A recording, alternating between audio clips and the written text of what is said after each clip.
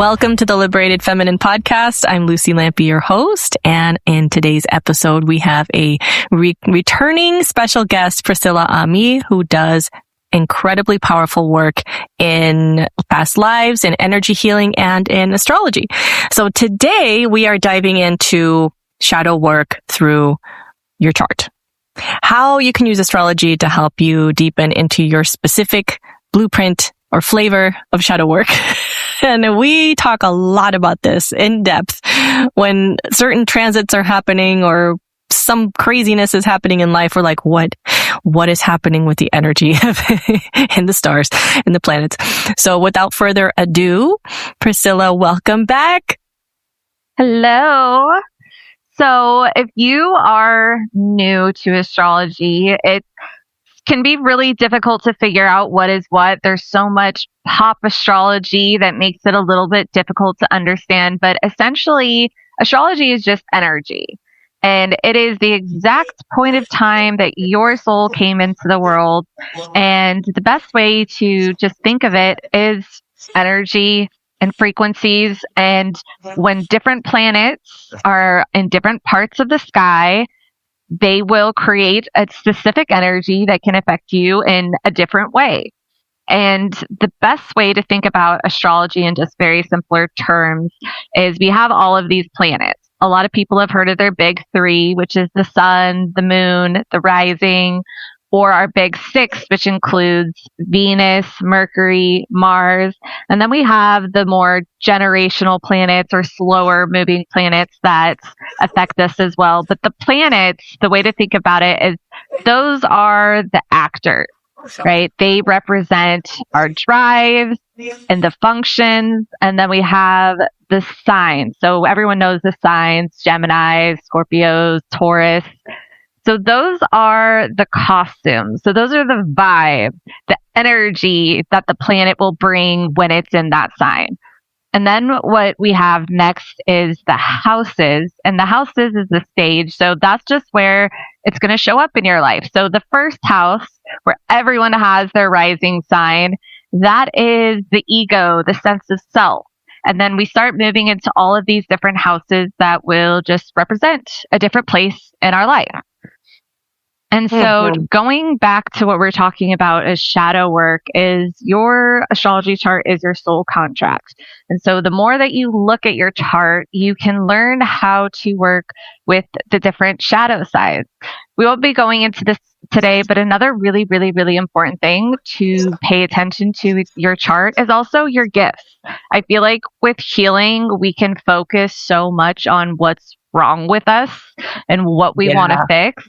But it's also really important to look at your chart and see where you shine.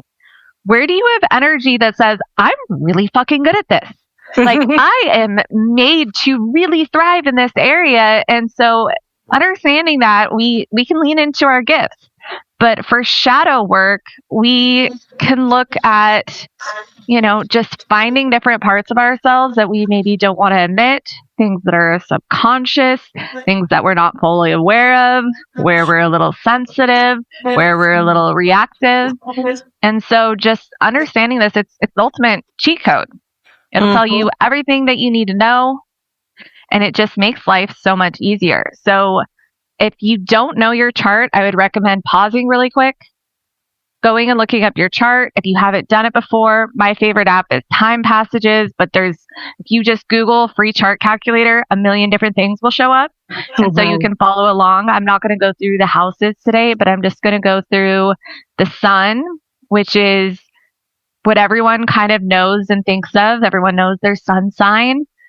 That's who you are at your core. That's the ego. That's the identity that we have. But what I feel is much more important is our rising sign. That's what goes in our first house. That's what sets the tone for our entire chart. When you look at astrology predictions where you're like, this is the month coming up for Gemini, you're not supposed to look at your astrology predictions for your sun sign. You're actually supposed to look at it for your rising sign, and that is what those are all based on. Yeah. And what rules your chart? Yeah. Like that determines what planet, what energy rules your chart. Like for us as Scorpio risings, it's Pluto, but some people don't count it. Mars, co-Pluto. So that's a very different energy than someone who's ruled by Venus, Yes. or opposite Taurus. Right? Or Jupiter, all those Sag rising ruled by the planet of luck. Yes, yes.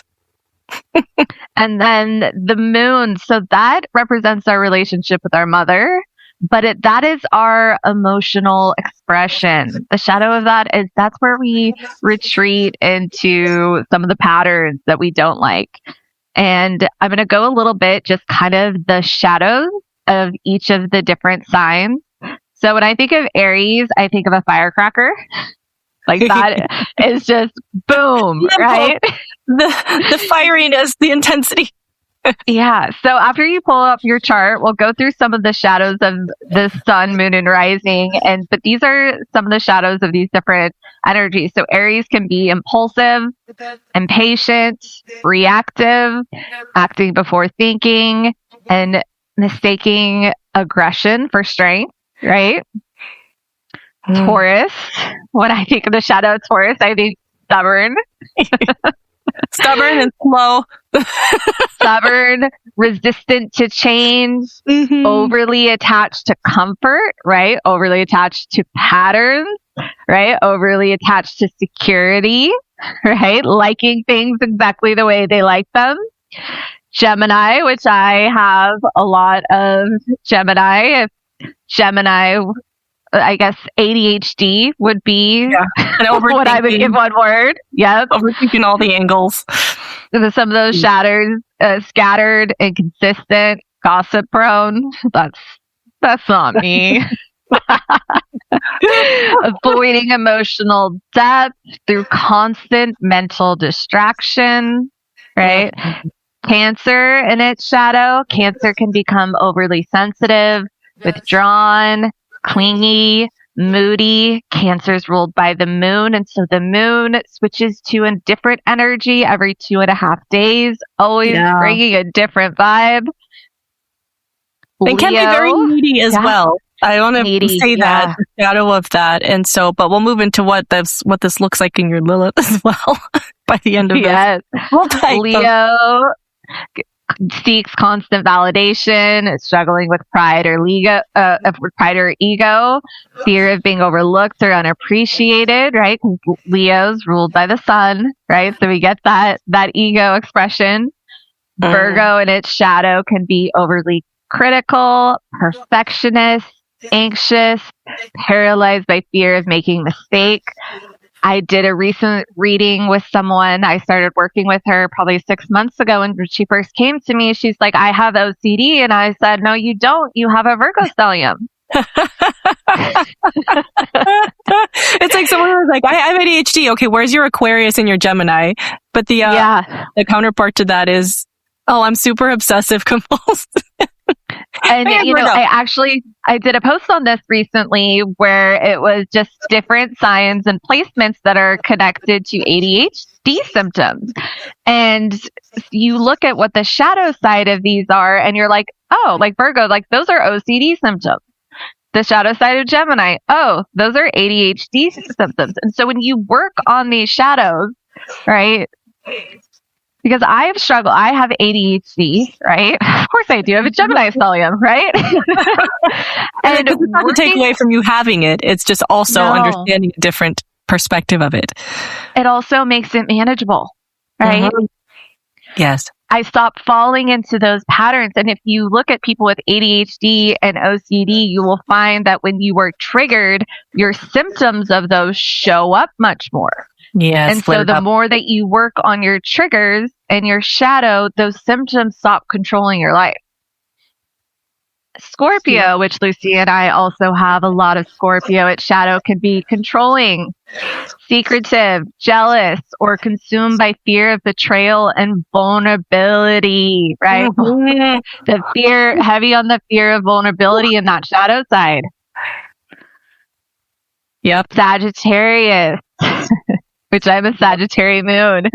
So when my emotional expression is getting triggered, can avoid responsibility, overcommit, act impulsively, or chase escape instead of emotional depth. Getting red to fill. Cap- Capricorn can become overly controlling, work obsessed, emotionally guarded, or tie self-worth to achievement. Wow. I know that one.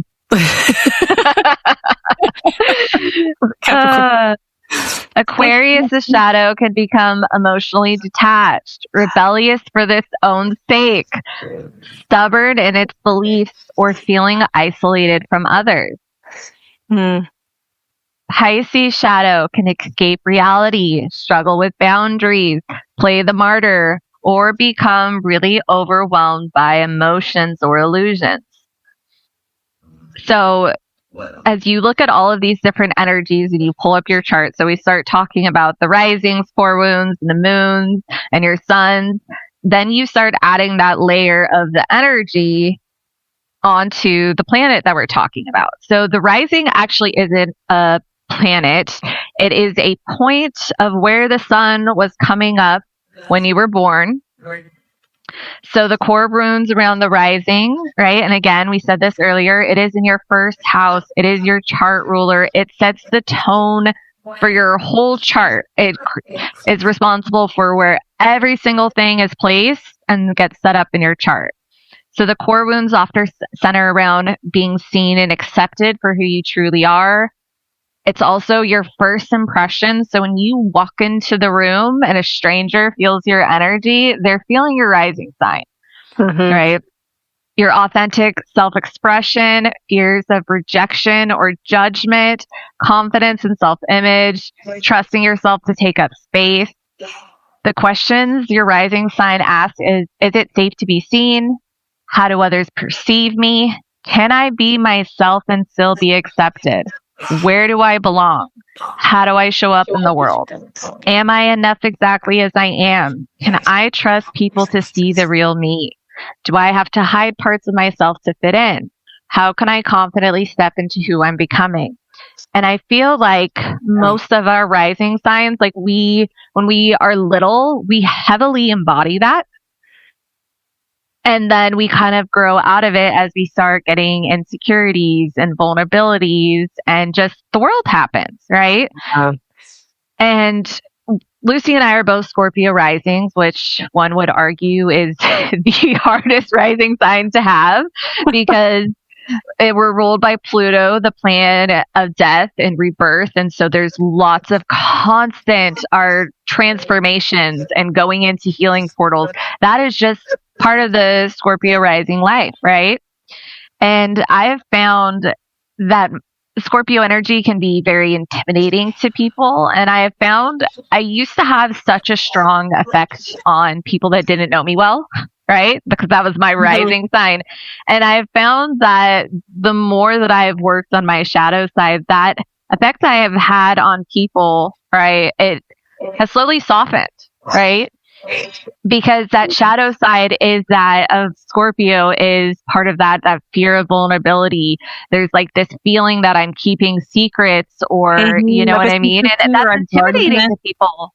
Yeah, because they feel that. They feel that you're like, no matter how, let's say for you, your Gemini might really come across, which it did for me when I met you, but also there was this undercurrent of like, oh, we're going into the depths and the void and the, the darkness, which integrated Scorpio energy is fucking amazing. But a lot of people will never get to that point in the stereotypical Scorpio. You're like, oh, they just keep secrets and they'll stab you in the back. I hate Scorpios. It's like, no, Scorpios are amazing. It's like the integrated, somebody told me the other day, one of the biggest compliments I've ever had, and I tell you this, Priscilla, she's like, you have, when I found you, I was like, she has Harley Quinn energy, but it's like integrated. I love that. She's like, it's also the medical, the professional in there who's intelligent and grounded, and then she's just crazy. But it's like if she was a whole woman instead of just stuck in this one aspect of her expression. I'm like, thank you. That's Scorpio rising in a nutshell. Yep. And so, but that's the thing is working with your rising sign, that is really going to affect your first impression energy. And that energy you're giving off when you're being silent, that energy you're giving off when you're walking into the room, and your ability to really just accept yourself, right? Yeah. The moon's core wounds are going to be around feeling emotionally safe, feeling loved and nurtured, your fear of abandonment, rejection, emotional neglect, belonging, attachment, vulnerability, trusting others, trusting your emotions, right? The questions the moon asks are, am I safe? Am I loved? Do I belong? Who will comfort me? Is it safe to feel? Can I trust my emotions? And so going back and just layering on that shadow side of the energy of your sign onto that, you can learn so much about your emotional safety, what you need to feel emotionally safe. And when we work through to that integrated side, it becomes so much different. And for me, I'm a Sagittarius moon. And so some of that shadow side is like aggressively needing that freedom. I have had to work through avoidant attachment. If that's not a Sagittarius moon, then I don't know what is, right? And it's interesting, like when you kind of look at these different stereotypes of these energies, they're going to line up with the different issues that you have completely. And so when you really start going down through that nitty gritty and really learning about that energy, really learning about how it shows up in that planet, and then taking it a step further and finding, okay, what house is it in? Where does it show up in my life? You're going to have an entire list of questions to sit with and ask yourself that you might not have consciously gotten to yet, right? There's so many things that I've been able to look through my chart and been like, oh, all right, that is true about me. Right? It gives you a starting point of places and questions to really ask yourself, those shadow question works that you really need to work with. I feel like every therapist should be an astrologist because they would have a roadmap to their clients. And I've always read my clients' charts before a session because it gives me a starting point of all the questions to ask. I can already have a very great idea of what their childhood was like.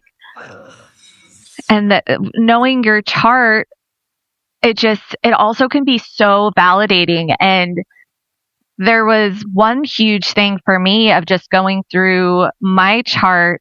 There was so much stuff that happened big in my family that was all written in my chart, and everything happened the exact way it was supposed to be. Yeah. There was so much stuff that I had questioned myself or felt guilt about how I reacted to it. And I reacted to it exactly what was my energetic signature, right? I have a Leo Mars, and I at 0 degrees of this potent energy, and I reacted exactly how my 0 degree Leo Mars degree. And I had all of these placements around my family contracts, my family relationships, and everything happened exactly how it was supposed to be at the time exactly that it was supposed to happen. Yeah. And it can be so freeing for people, especially, I don't like to say difficult chart, but some of us have difficult charts. More challenging. We let's put it this way, like I like to look at it as our soul really put in a tall order and was like, yeah, just add this and add that. And like, it's an a la carte menu, and we're going to have a little trauma here. We're going to have a little relationship issue there. We got this. And then we incarnate and we're like, what the fuck? Right. What did I do? I had a reading not too long ago with someone that had a really difficult chart, and I just felt so much joy being able to share it with her because there's a reason that she felt like an alien in her family. Because her energy was supposed to be conflicting with everyone. She was supposed to be the first of her line to make different choices and to face her trauma. And that was supposed to be triggering and activating for everyone in her family. It was all written in there. And so when you find stuff like that in your chart that validates your experiences and what you've went through, it can make you feel so seen. For me, when I first learned about all of my intense Scorpio energy, I cried. I felt so much relief because I was like, why do I have this effect on people? I also have Pluto Scorpio in the first house, and I'm like, why? Like, I feel like I can just be minding my own business and people would be like, why are you mad? And I'm like, I'm having a Gemini overthink session in my head. What do you mean? Right? And this can help us understand our friends and partners too, because it's like you understand that, like, because you have a partner, like Brendan being a Gemini rising. I know that when he's in his shadow and knowing his moon, knowing his chart, it's like, oh, he becomes more withdrawn. He legitimately does need more space, but also he tends to overthink. So how does my blueprint play with his? And like, this is a whole language, y'all listening. Yeah. Like, you learn it piece by piece. So I hope this isn't overwhelming because there's so much to it. But this, as a starting point to help you understand where to look for, where to find your gifts, because every shadow has a potential gift. Yeah. So I want to say that. We can go into this later, but there is 3 expressions of every sign that you work through, right? And then we get to that last of the integrated. And, don't be scared about having, a bunch of Scorpio. Yeah. Because there is so much beauty in the integrated version of every sign. And there's also crappy stuff in the shadow of every single, like, they all have their own issues. It's choose your heart. Right? Yes. The sun's core wounds revolve around your sense of identity, self-confidence and self-esteem, authentic self-expression, feeling seen, recognized, valued. It's also your life purpose and direction. Like, example, for me, Gemini sun, right? We start out living in our heads. And part of our incarnation experience is to drop out of our head and stop thinking about things and getting into our heart. And that's not natural for us. We start in our head, right? And so there's going to be a different thing for each of those energies. Trusting yourself and your abilities, developing healthy confidence, embracing your unique gifts and talents. The questions the sun asks, like, who am I? Am I enough? What am I here to become? Is it safe to be my authentic self? Do I deserve to shine? What is my purpose? Can I trust myself? Right? Will I be accepted if I fully express who I am? Expressing your truth with confidence and sharing your knowledge without fear of judgment.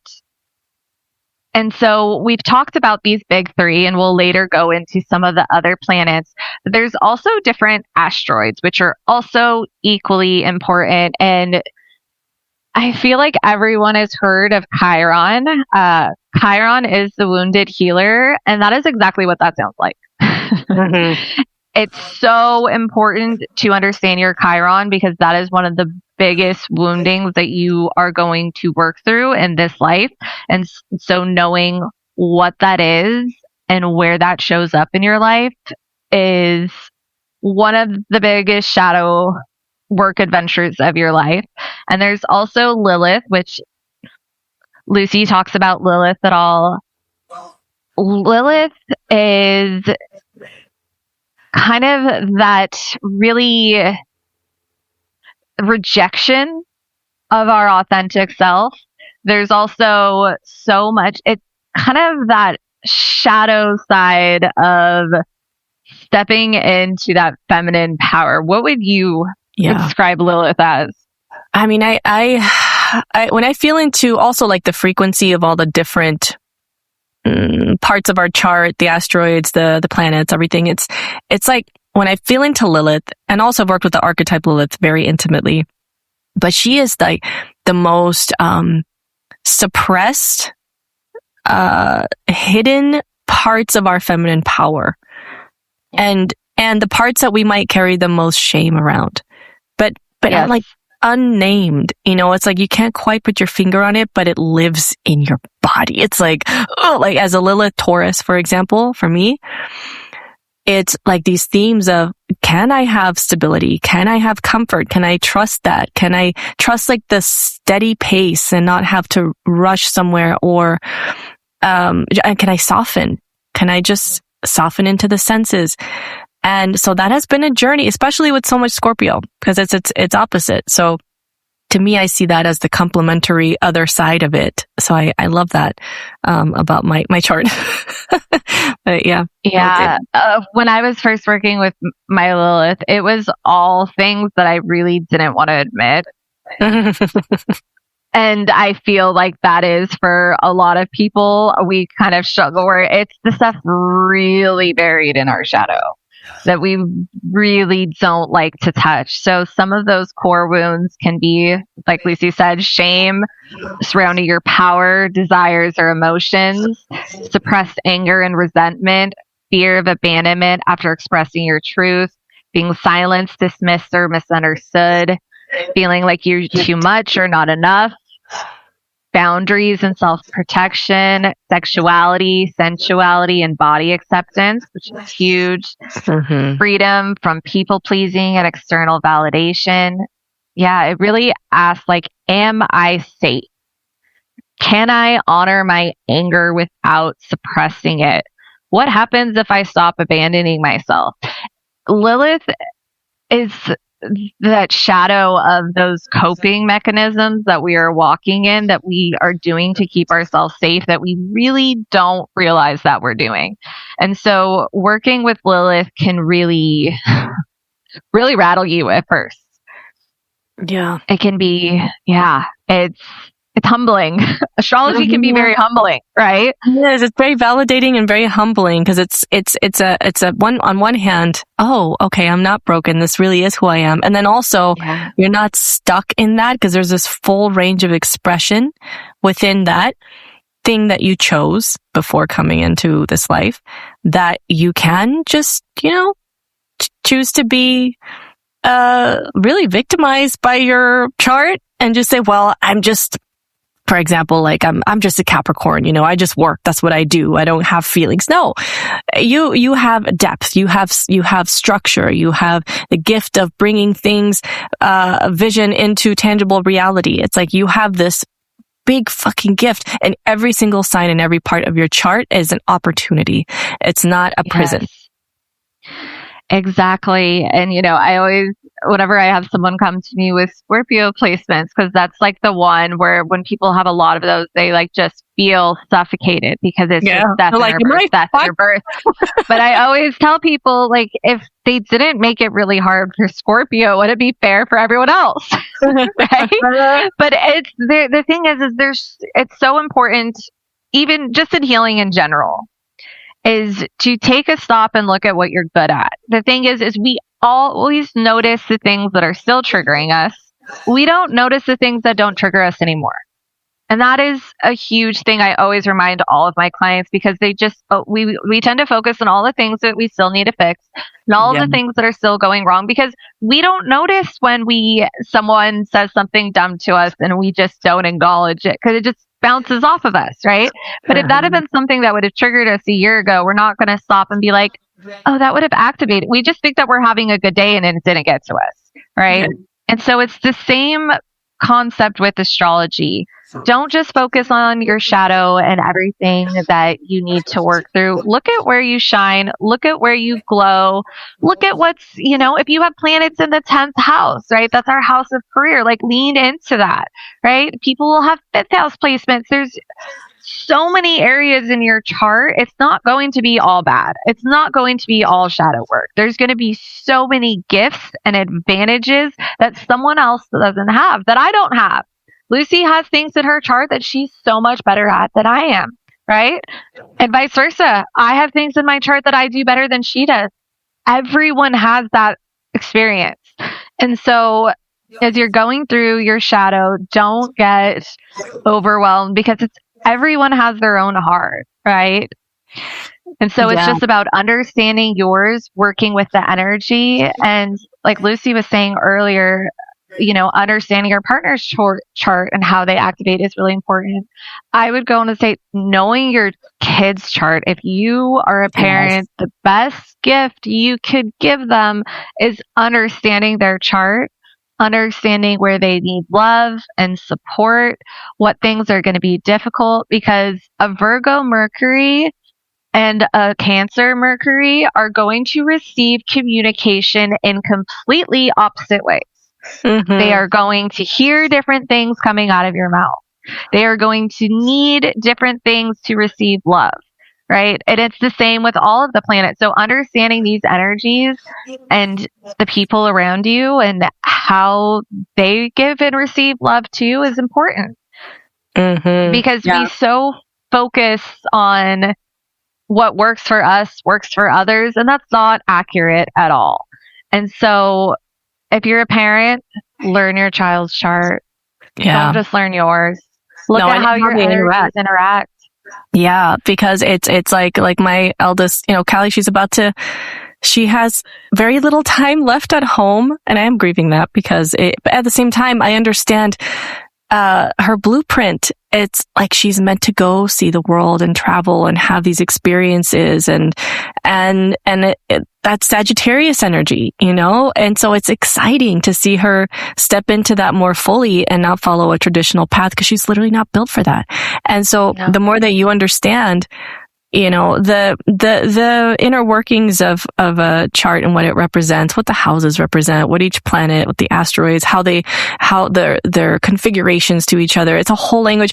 And that's also why it's helpful to have someone who understands these more deeply to look at your chart for those listening, like Priscilla, for example, and to have that perspective of, okay, you're not doomed. This is beautiful. Like this is your blueprint to work off of, and you can build a whole beautiful life out of this. Because also it's important that we remember that shadow work is not just the hard stuff. It's your golden shadow. We put a lot of emphasis on how hard shadow work is, and I think collectively we're at a point where we're just tired. We're just tired of the fixing and healing. And that's because we were never meant to stay in that mindset. It's like we touch it, we're aware of it, but really the whole point is so you can be more free and liberated to be yourself. And so the things that you see in other people that you think, oh, it must be nice. Oh, if only I could, that exists in you too. And so your chart can illuminate where you're meant to embody that. Yeah. That's so important. And that's, even when we are falling into those wounded sides, it's like you're not ever going to be perfectly healed, right? And we're still going to be able to lean into those benefits. And understanding your astrology chart, it's the ultimate cheat code. And we don't have enough time today, but later we'll go into transits and what is currently going on in the stars that activate us. And those are important to understand too. Like when you went through your divorce, like you were going through one of those quote unquote divorce transits. Like it was happening like a crisis at that time. If you're around the age 28 to 30, you're going to go through your first Saturn return. Lucy and I were talking about this the other day, and we were laughing about the things that happened to us during our Saturn return. I was in the middle of lockdown. I quit my job with no game plan. All I knew was that I couldn't work for my boss anymore. I was like, this is going against my ethical values. Everything was locked down. So I couldn't even get a part-time job to hold me over. I only had money saved up for I think I could have survived a handful of months. And I was just like, I don't know. The world's shut down. Everyone's losing their job, and I'm going to willingly quit mine because my Saturn return was like, you have to do this and you have to do this right now. Right? Yeah. There's no fucking around. It's like, it's time. Yeah. And that will reveal that the transits too. Because I remember looking at Ryan's chart when we were looking, during that time, during the divorce, and everything pointed to him having this massive crisis in life around spirituality and physical health. And so it's just eerily accurate when you know what your chart is and then how the current transits are impacting it. It can feel like a lot though, to be fair. I know that when people just say, I don't even want to know what's happening with the astrology today because I just know it's a lot. I know there's something. But even if you look in retrospect, it can help bring some sense of closure and understanding. And it's, I don't even always follow along. Like I'll have months where I'm not paying attention to what's happening because I'm just living, right? Yeah. And then sometimes we have some transits that last like a year or more, right? And so knowing those ones, I do think is more important because then you know what they're asking of you. You know what part of your life that they're showing up in, so you can work with them. So, hey, for me, my mom wounds were coming up really hard. And when you know that's happening, then you can be like, okay, like, I'm going to make sure that I'm not running away from this.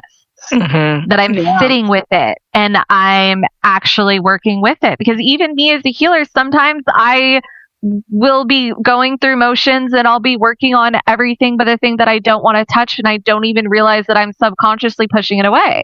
Right? Yes. We all do that. We all do that. And so just having that framework to work with can be really helpful.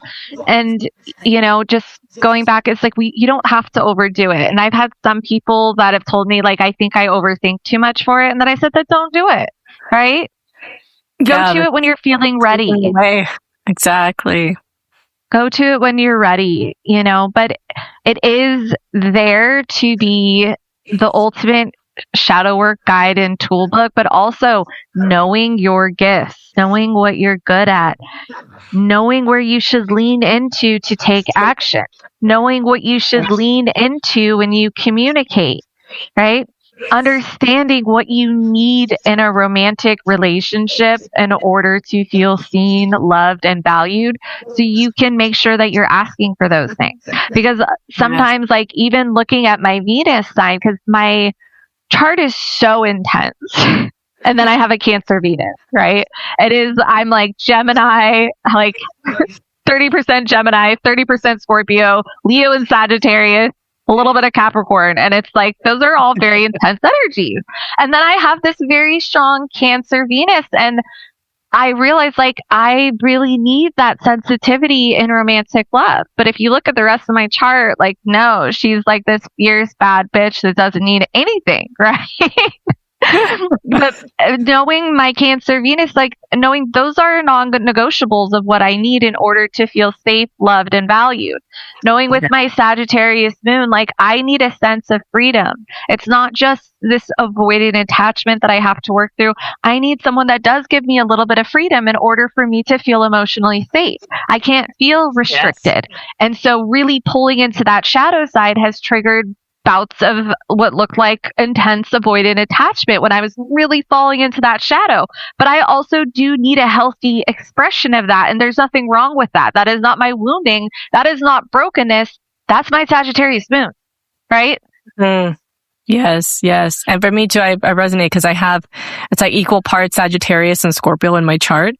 And in different places, but the places where they live, it's like, I remember, all these different tools of, like personality tests and all these things before I got into astrology, like the Enneagram was one of them. And I was a type 7, and that's very Sagittarius. It was like, we can stay on the surface, we can explore all the things, but not go deep into any one thing and run away from the difficult things. And at that time, I was just getting started with doing this deeper work.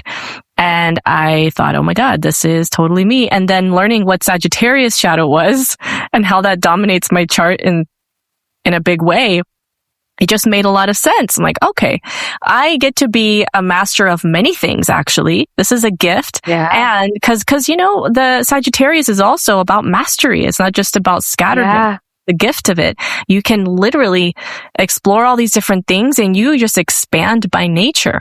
It is your nature to expand. It's not that nothing is ever enough. It's never enough. It's literally you're here to expand.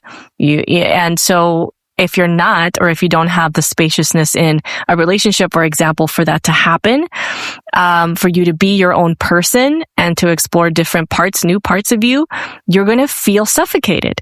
So these things are really valuable to understand. That's when you kind of look at these energies, it's the shadow side is the triggered version of like that healed integrated expression, but it's like you kind of see you still have the same needs, you're just expressing them differently. And so, like with Virgo energy, there's when it's in that unhealed version, it can look like OCD, but also at the same time, when it's in that healed expression, you still need structure in order to feel safe. Right. Mm-hmm. But when it's in that unhealed version, the structure looks a lot differently, that desperate need for structure. But it doesn't mean that you still don't need that when you're in that healed expression, right? There's just these two different versions. And so there's nothing wrong with you for needing structure. It's how you're expressing it. It's what is underneath that. Is this coming from a triggered place or a healthy place, right? And so that doesn't go away. And we can start loving those parts of ourselves. So there's nothing wrong with needing structure. There's nothing wrong with that, right? That's where you thrive. It's like if you know the conditions under which you thrive, why would you not do that? And instead of trying to be something that you're not. Like someone with a Virgo moon, my son, he has a Virgo moon. And so he needs his routines and his structures. And when he doesn't have them, there is a noticeable difference, or his nervous system feels impacted. And there's another piece too I really want to emphasize here is that our nervous systems are intertwined with this. And so like me as a Cancer moon, I need a lot more affection and touch, and just I need that presence and to drop in and feel someone's depth. And anytime I've tried to not be that or not need that or pretend like I don't need it or try to be something else, it just doesn't work. It backfires, and my whole nervous system is like, nope, it's going to catch up to you, bitch. Exactly. And that's, we can start figuring out what we need in different areas of our life in order to thrive, in order to expand, in order for our nervous system to thrive and feel safe. And so that's what understanding your astrology chart is all about. And I know we're running out of time, and we'll go a lot deeper into this on another one, but just know your gifts at the same time you're learning your shadow. It'll keep you from feeling overwhelmed.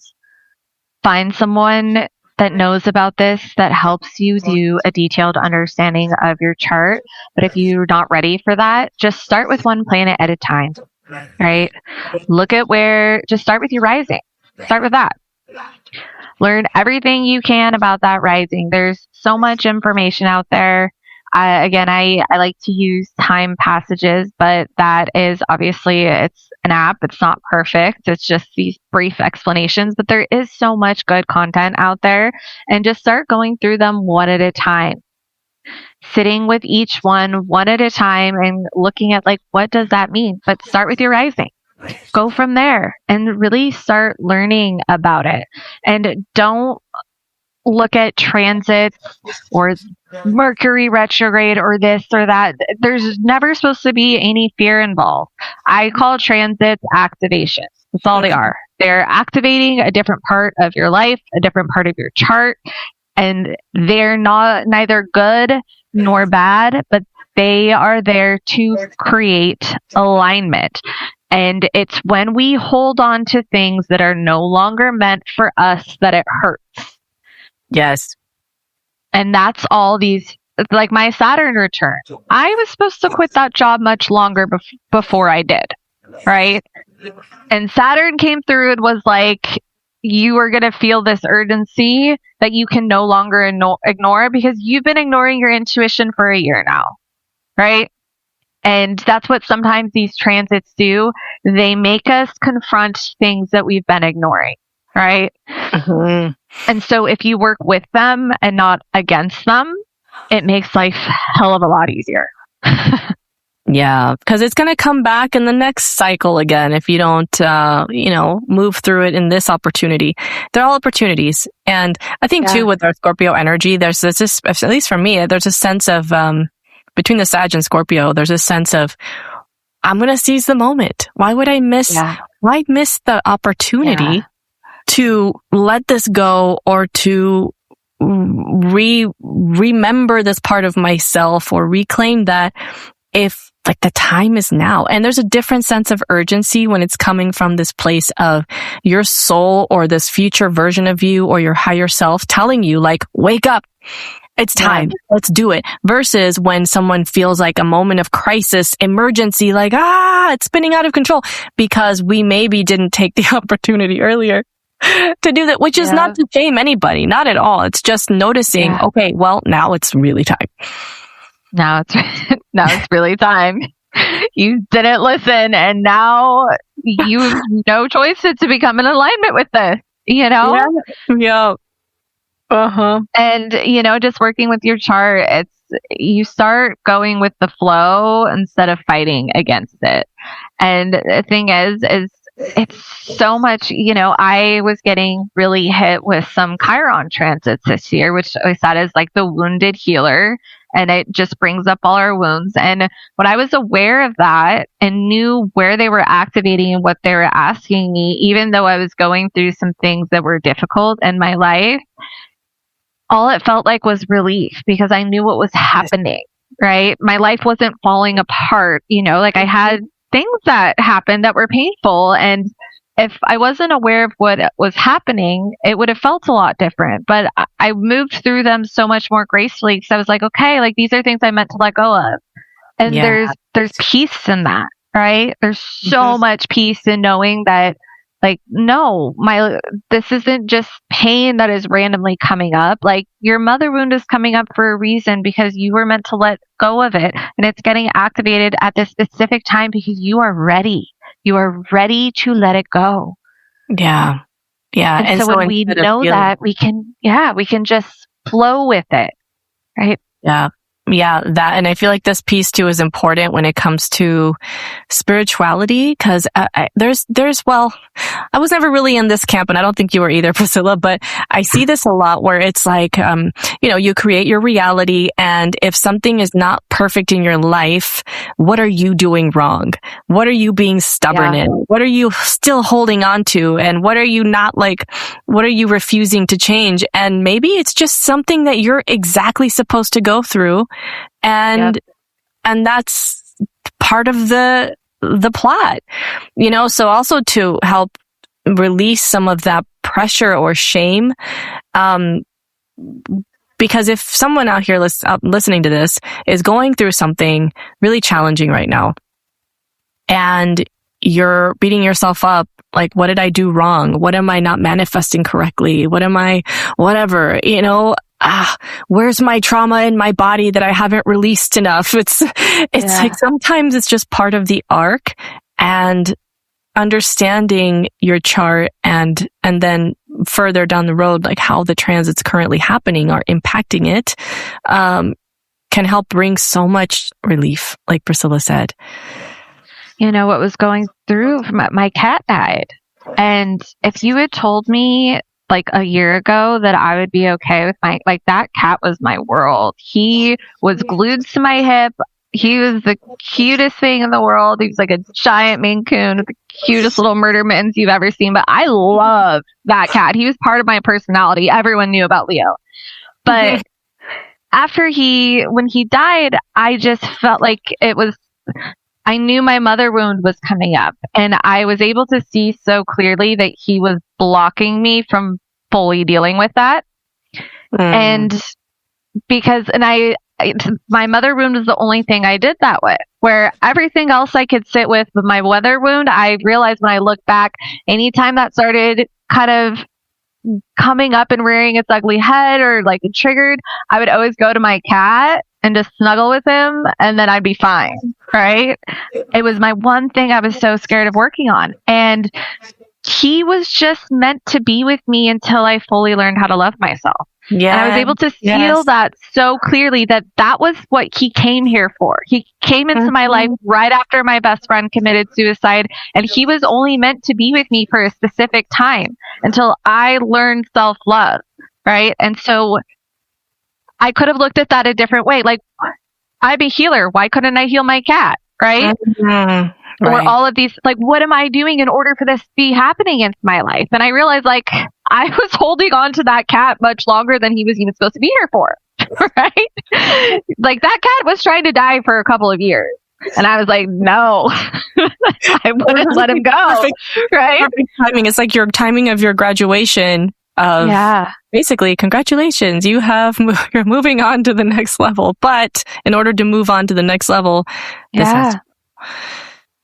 And, you know, it was hard in the moment, but afterwards I was just like, it was within a few days of him dying that I was like, fully accepted it and was just like, this was what was meant to happen. And I was also seeing it as him as such a block from me dating.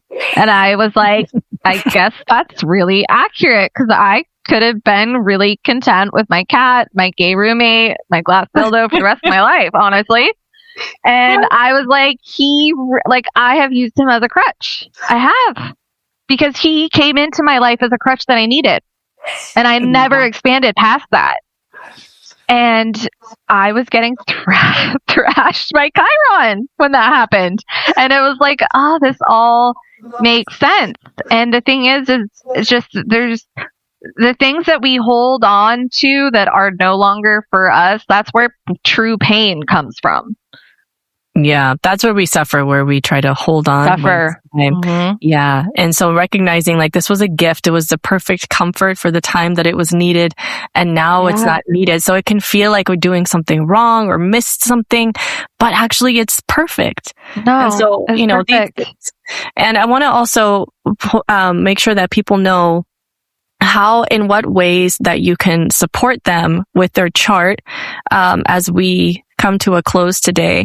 Like where can they find you and your work?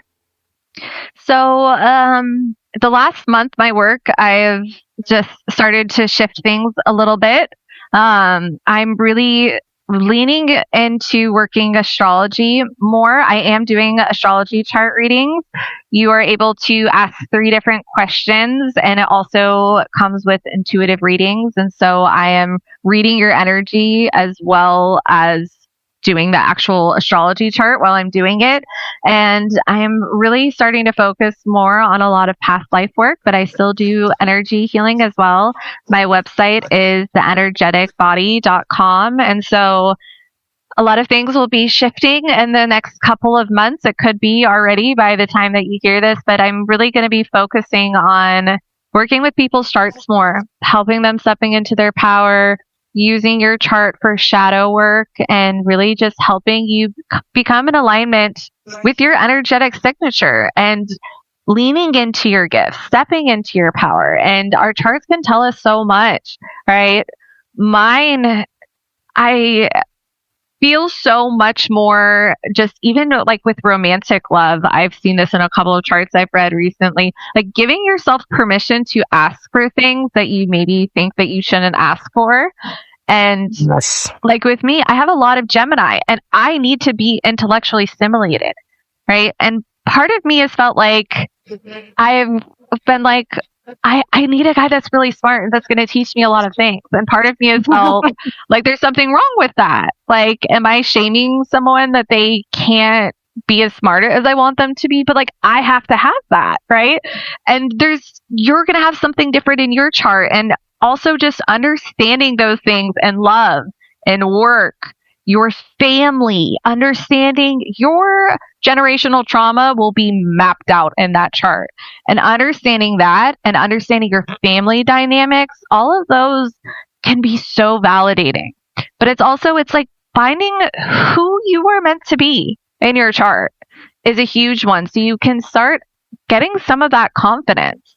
Knowing where your Gemini energy shines, knowing where your Virgo energy shines, knowing where your Taurus energy shines, and leaning into that and stepping into it and owning it, because that is part of the the reason we do shadow work is to step into our powers, to own it, to be that bad bitch, right? And feeling good about it. And astrology readings can also create so much confidence, so much validation. And it's not all about shadow work, you know? So come at it from that perspective too, of owning exactly who you are. You chose your chart before you came here. Mm-hmm. So you should be owning up and leaning into all the benefits of it. You picked it out for a reason. You should be proud of that. Lean into that. That's so important too. Yes, yes. And so unpacking all of that, I mean, it really helps to have someone who understands the language of astrology, and everyone has their own lens through which they see it and feel it, because it's also an intuitive thing. There's not one way to just, like, this is what Leo is, for example. So if this resonates with you, those of you listening, and you want to explore your chart through the way that Priscilla works with it, also bringing her other gifts into the session, which I highly recommend, then check out the show notes, where I will link her website. And yeah, feel free to also follow her on Instagram. I'll link that as well, and reach out for anything that you have questions about there. So yeah, thank you so much, Priscilla, for being here today. Yes. We're going to continue these conversations and how astrology can support your life in every possible imaginable way. So thank you, Priscilla. Thank you so much, sister. Love you. Love you. Bye. Everyone watching, thank you so much for tuning in. And here's to liberating your wild feminine heart. Be the best. I'm your little porn star. You bring the boom, I bring the bass. Give me a taste, they me the waste. I'm your little plaything. I got the feeling this original scene's gonna take me way deep. Are you